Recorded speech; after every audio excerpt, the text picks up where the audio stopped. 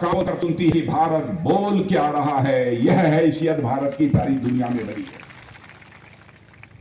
क्या क्या किया है मोदी जी की सरकार ने, इसमें बहुत विस्तार में जाकर बतलाने की जरूरत नहीं है, लेकिन मुझे तकलीफ इस बात की होती है कि बहुत सारी योजनाएं जो प्रधानमंत्री जी ने सारे देश के लिए लागू की हैं, उन बहुत सारी प्रधानमंत्री की योजनाओं को छत्तीसगढ़ में यहां की कांग्रेस की सरकार ने लागू नहीं किया।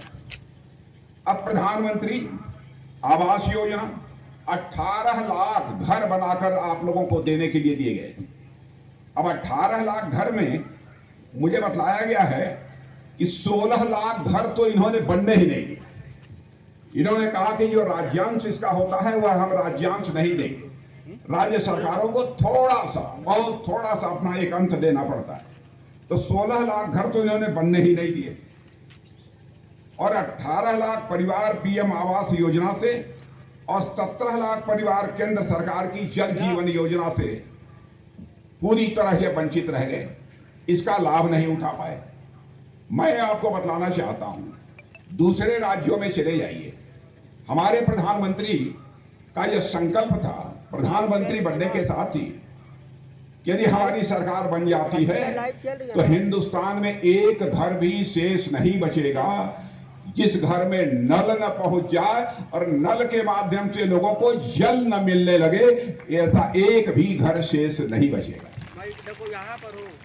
और यह योजना सारे हिंदुस्तान में बड़ी तेजी के साथ चल रही है। घर भी शेष नहीं बचेगा जिस घर में नल के माध्यम से जल न पहुंच जाए। मेरे बहनों भाइयों, अब हमारी माताओं बहनों को सिर पर घड़े पर घड़ा रख के, भरा हुआ घड़े पर घड़ा रखकर घर में पानी लाने की कोई आवश्यकता नहीं बचेगी।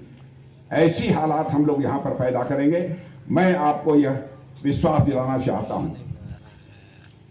बहनों भाइयों, आदिवासी भाइयों के प्रति हमारी सरकार कितनी संवेदनशील रही है, इसके बारे में मुझे ज्यादा बताने की जरूरत नहीं है। आप लोगों को शायद इस बात की जानकारी होगी, पहली बार आदिवासियों के कल्याण के लिए केंद्र में अलग से मंत्रालय भी बनाने का काम यदि किसी ने किया था तो हमारे उस समय के प्रधानमंत्री आदरणीय अटल बिहारी वाजपेयी जी ने किया था। सारे देश भर में बहुत धूमधाम के साथ मनाया जाता है। जो बिरसा मुंडा का जन्मदिन है उसको जनजातीय गौरव दिवस के रूप में सारे देश भर में मनाया जाता है। भारत के रक्षा मंत्री राजनाथ सिंह ने भाजपा उम्मीदवार के लिए खाद्य मंत्री अमरजीत भगत के गढ़ में चुनावी रैली की। राजनाथ सिंह ने कहा कि भाजपा आवत है और कांग्रेस जावत है। खाद्य मंत्री अमरजीत भगत के चुनाव क्षेत्र में भाजपा अपने उम्मीदवार की जीत सुनिश्चित करने एड़ी चोटी का जोर लगा रही है। सेना की नौकरी छोड़ राजनीति में आए राजकुमार टोप्पो इस बार अमरजीत भगत के खिलाफ चुनावी मैदान में हैं और उन्हें कड़ी टक्कर दे रहे हैं। सीतापुर विधानसभा सीट एक ऐसी सीट है जिस पर 1952 में हुए पहले चुनाव से लेकर आज तक कभी भी भाजपा ने जीत का स्वाद नहीं चखा है। यही वजह है कि इस विधानसभा क्षेत्र में भाजपा लोगों को लुभाने हर संभव प्रयास में जुटी हुई है। इसी कड़ी में भाजपा के दिग्गज नेता और केंद्रीय मंत्री राजनाथ सिंह ने सीतापुर में एक चुनावी आमसभा को संबोधित किया। केंद्रीय मंत्री ने जनसभा को संबोधित करते हुए कहा कि राजकुमार टोप्पो को बोलते हुए पहली बार देखा और विश्वास दिलाता हूं कि वह आपकी समस्याओं को विधानसभा में प्रभावी आवाज दिलाने का काम करेंगे। पहले चरण के चुनाव में साफ हो गया है कि भाजपा आवत है और कांग्रेस जावत है। उन्होंने सत्तारूढ़ कांग्रेस पर आरोप लगाते हुए कहा कि कांग्रेस की सरकार बनते ही छत्तीसगढ़ में कानून व्यवस्था खत्म हो गई। भूपेश बघेल के मुख्यमंत्री बनने के बाद 30% सीधे ऊपर जाता है। ऐसी भूखी भ्रष्ट सरकार आपने नहीं देखी होगी। महादेव ने भी तय कर लिया है कि भाजपा की सरकार आनी चाहिए। कांग्रेस का रिपोर्ट कार्ड है 0 बटा सन्नाटा। ये पूरी तरह से 0 है, फिर भी कांग्रेस कहती है कि हम ही हीरो हैं। कांग्रेस सरकार पर उन्होंने कई घोटालों का आरोप लगाए। उन्होंने कहा कि पीएससी के नाते रिश्तेदारों को रख लिया गया। यह भ्रष्टाचार नहीं तो क्या है? हम पीएससी के घोटाले की जांच करवाएंगे। कांग्रेस का पसंदीदा घोटाला है कोयला घोटाला। पहले जब कांग्रेस की सरकार थी तब भी कोयला घोटाला हुआ था। सारी दुनिया में मोदी जी के आने के बाद भारत की प्रतिष्ठा बढ़ी है। अब भारत को गंभीरता से सुना जाता है। प्रधानमंत्री ने देश के लिए बहुत सारी योजनाओं को लागू किया, लेकिन छत्तीसगढ़ में नहीं किया गया। 18 लाख घरों को बनाने की योजना थी, लेकिन यहाँ की सरकार ने 16 लाख घरों को बनने नहीं दिया। आए दिन आतंकवादी भारत की सीमा में प्रवेश कर जाते थे। ऐसे ही मोदी जी के प्रधानमंत्री बनने के बाद उन्होंने एक बार जरूरत की भारत की सीमा में प्रवेश कर गए और रात के समय हमारे कुछ सेना के जवानों को मार डाला। उसके बाद हमारे प्रधानमंत्री ने हम लोगों की बैठक बुलाई। उस समय मैं भारत का गृह मंत्री था। बैठक बुलाई, 10 मिनट के अंदर फैसला कर लिया और उसके बाद आपने देखा हमारे भारत के बहादुर जवानों ने सीमा के इस पार ही नहीं, जरूरत पड़ी तो सीमा के उस पार जाकर आतंकवादी ठिकानों का सफाया करने में कामयाबी हासिल की। यह ऐसी मजबूत सरकार है, ताकतवर सरकार है। और रामकुमार टोप्पो यह पूर्व सैनिक हैं। भारतीय जनता पार्टी ने बहुत सोच समझकर इन्हें चुनाव के मैदान में उतारा है, बहुत सोच समझकर उतारा है। बोलते भी अच्छा है रामकुमार टोप्पो, देखने में भी ठीक ठाक है। बहनों भाइयों, इनको चुनकर भेज दीजिए। भेज देंगे पक्का? इधर के लोगों से मैं पूछना है पक्का? लेकिन मैं चाहता हूं रामकुमार टोप्पो को एक बार रिकॉर्ड मतों से विजय दिलाकर भेज दीजिए, रिकॉर्ड मतों।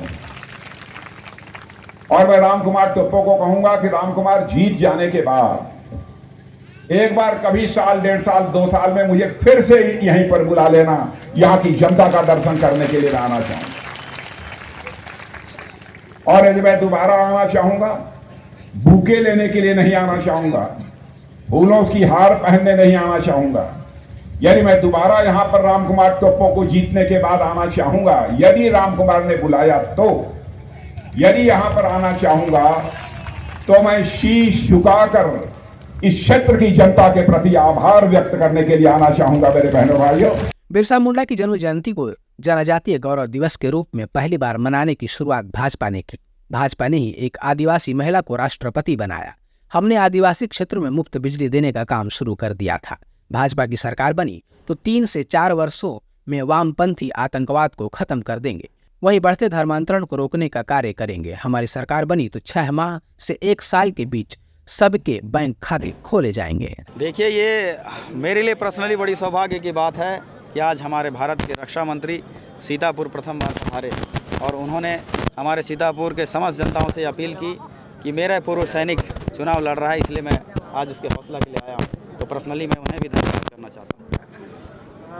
1952 में पहला चुनाव हुआ, उसके बाद से लेकर आज तक बीजेपी यहाँ पे जीत का खाता नहीं खोल पाई है।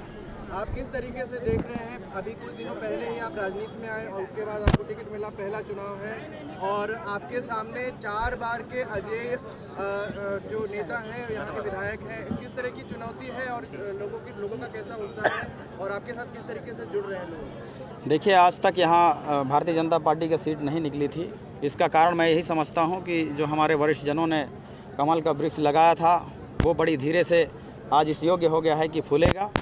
और आज जो जन समर्थन मुझे दिख रहा है और जीत के लिए जो आप आश्वस्त हैं, पूछ रहे हैं, तो जनता ने ही मुझे पत्र लिखकर बुलाई थी और आज जनता ही प्रचार कर रही है और जनता ही जिताकर विधानसभा भेजी। लोगों के बीच आपको भारी समर्थन मिल रहा है और कांग्रेस विधायक जो इस प्रति आक्रोश पूछ रहा है, इसके बारे में क्या कहना है? देखिए, मैं हमेशा से यही कहते रहा हूं कि कांग्रेस के यहाँ पे हमेशा गढ़ के रूप में रहा है, लेकिन इन्होंने सीतापुर को सजाने संवारने का काम नहीं किया। यहाँ माफिया राज बढ़ाया है और आज प्रचार में भी उनका माफियागिरी देखने को मिलता है।